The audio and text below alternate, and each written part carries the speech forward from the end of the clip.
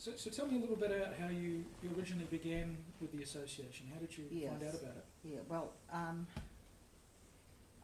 actually, to be quite honest, the association first came to my notice in the 1960s when they got involved in joining protest marches up Queen Street in support of the Halt All Races tour to South Africa. And they were very strong in their condemnation of the Māori not being able to go to South Africa unless they had passports making them honorary whites. So that's when they first came to my notice. And I've got to say that around New Zealand at that time, it was very, very Christian. And the attitude of society around us then was very pompous and patronising. So when I saw their sign, that's when I took an interest. And then in the 1970s, I think it was in the 60s, late 60s and 70s, they had a jazz club in the ground floor of Rationalists' house. And so that's where we would go, to the jazz club, and they had musos coming in the evening, because we had 6 o'clock closing then.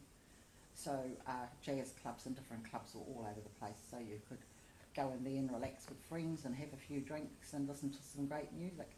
And that's how I became a member, because what happened is that the sitting council at the time would come down and listen to some of the jazzos.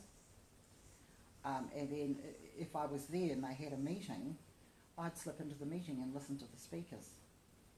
So I joined the association around about 1976, I think, and I wasn't active. I didn't become active until Jack Abraham and Hedy Abraham. Jack Abraham was the president at the time.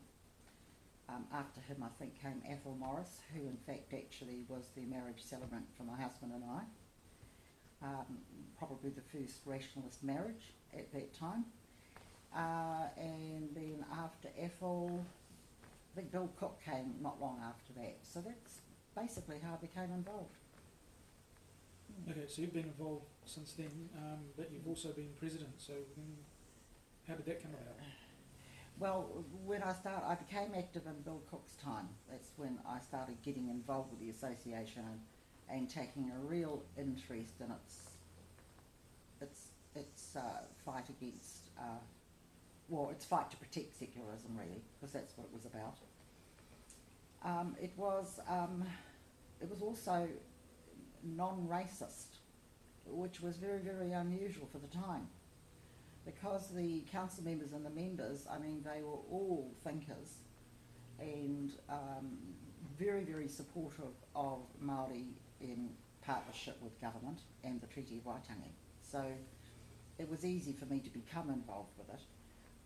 And so I eventually was co-opted and then elected onto council. So I was on council for 8 years, and then I went on to presidency vice president for 8 years. And then my final run was 8 years as the president of the association. So we're really just moving through the ranks, if you will.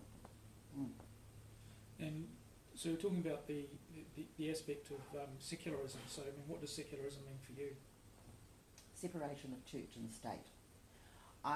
People have got a different spin on it every time, but for me the most important thing about the association's job to me is to secure a clear separation of church and state.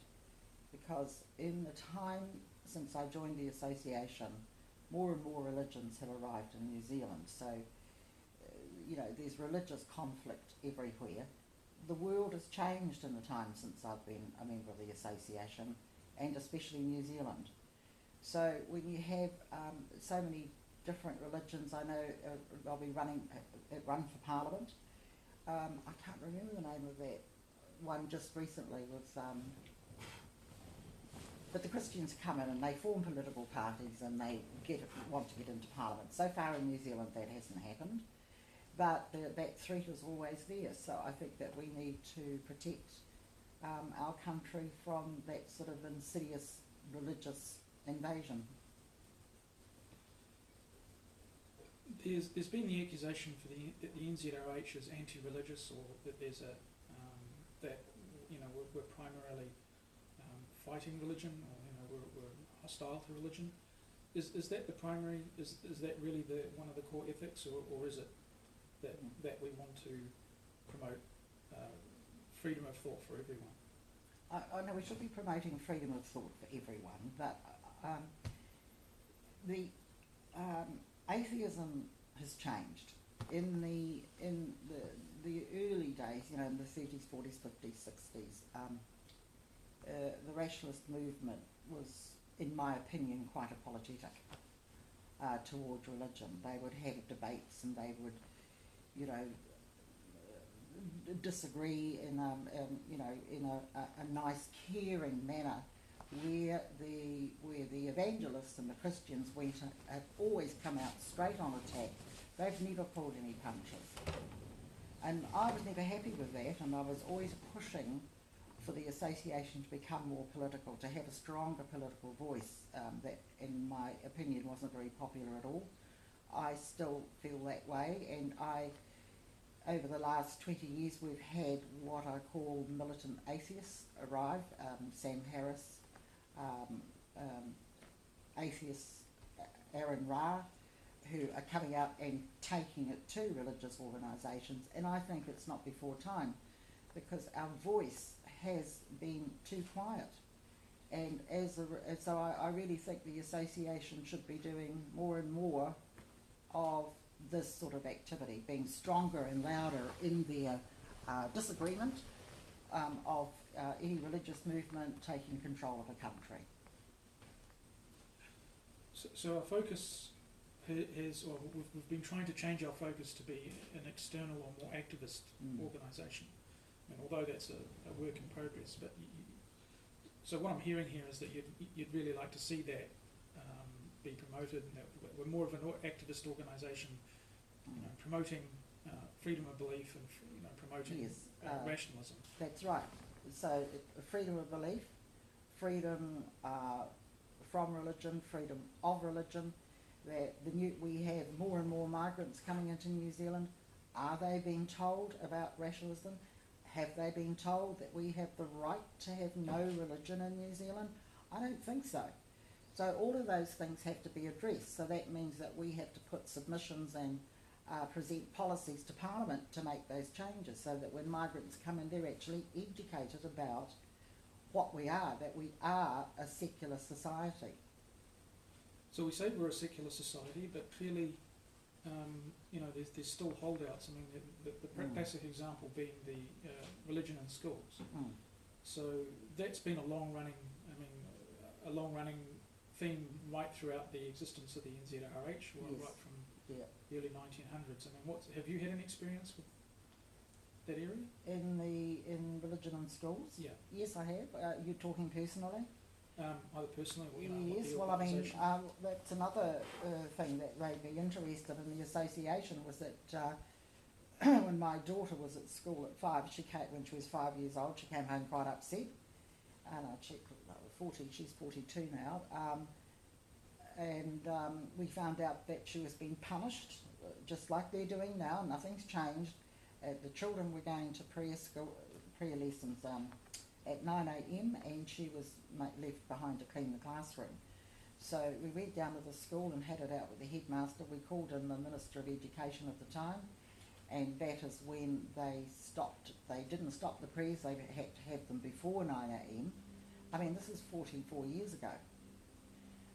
So that fight has been around for a long time. What is really interesting about that, I didn't find out for many years later, that the teacher in that classroom, they announced at assembly the next day that any children who did not want to go to the prayer meetings could go and read a book in the library. And Pippa says, my daughter says, she can remember the library filling up with children going in there. They didn't want to go to these religious meetings. But for the rest of that year, her teacher called her the little devil. She was absolutely persecuted and discriminated by this teacher.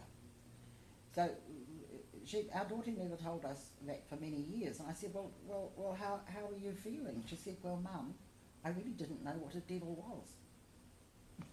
So it didn't affect her. But that discrimination was there. And what a bully that woman was, that teacher was that she had. What an absolute bully. They're still there. They're still out there. Teachers like that are still out there. That's why we must make sure that we do not have any religious teaching in our public schools. So is the mission of the NZRH changing, do you think? I mean, modern society, there's different issues coming up. Do you think we're... Obviously the old ones still exist, I mean, secular education still exists, but are there any other issues that you feel are important for us to address in the modern Well, I think age? that we should be pushing for secularism to be recognised in New Zealand.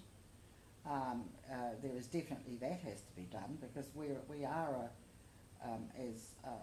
as Max often says, a soft theocracy. And so there are issues like that that I think should be addressed. Just confirming and legalising the state of secularism and separation of church and state and no religious teaching in our public schools. All of those things I think should be the core work, and that we should concentrate on those issues until they're totally dealt with in a positive manner. So I think we'll just conclude. Is there anything that you think the organisation should be focusing on in future? Well, you just kind of said some of those things, but Yes. is there any specific missions you think we should be? I think the education system is the most important one. Which the association has been working on, doing tremendous work. I actually think that in the last decade that the association is lifting up and off, and it's got better, it's stronger, it's looking great. It's got a great group of hard-working counsellors there, under your watch, you've dragged us kicking and screaming into the technology of the 21st century, which is wonderful. The changes are extraordinary. I mean, we are part of the global voice now. I'm happy that we're on the internet and that we're building up more and more members on the internet. That is something that we can constantly be building and growing. I actually see a great future for the association. I think that it just couldn't be better at the moment. I'm very, very, very pleased with it. When you consider too, Peter, that for any organisation, any non-religious organisation, to have come through a century of producing a journal, of just constantly working away for the freedom of speech and freedom from religion for everybody, and has managed to come through for 100 years is quite extraordinary. Very, very few organisations can say that, and to have been so successful against all odds, against the waves of different religious organisations, smashing at the door, governments that were inert and not interested in hearing our voice. It's managed to survive all those years, so I think the association can be very proud of it. It's known globally and highly respected in Australia, the UK, the United States. They all know we're here, and it's wonderful to have their support as well. And of course the humanists, the humanism movement within the association has been one of the best things we've ever done, really, is to bring humanism and scepticism and atheism together, because together we're a more powerful voice and we're a better voice. Thank you for your time. Kia ora, Peter. Great. You're welcome.